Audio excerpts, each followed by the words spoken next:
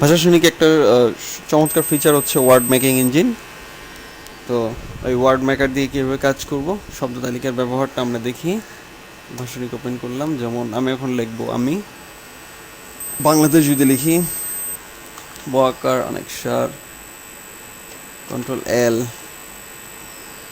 বাংলাদেশ লেখা হলো। আমি এখন বাংলাদেশ সরাসরি লেখা যেত, কিন্তু কিং কর্তব্য বিমূর যদি লিখতে চাই তাহলে রসিক অনেক কিং কর্তব্য বিমূর, তো বানানটা আমি কনফিউজড আছি।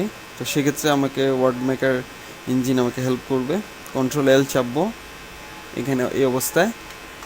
তো এখানে কিংয়ের পরে কি কি শব্দ হতে পারে সবগুলোর শব্দর লিস্ট আমাকে দিল।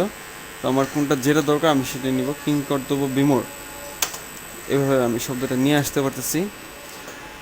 আবার কোনো শব্দ যদি এখানে অ্যাড করতে চাই বা যোগ করতে চাই, তো সেক্ষেত্রে যদিও এখানে 1,00,000-এর উপরে বাংলা শব্দ আছে, এটা একটা স্বয়ংসম্পূর্ণ শব্দ ভাণ্ডার, তারপরেও যদি যোগ করতে হয় যেমন গুগল, তাহলে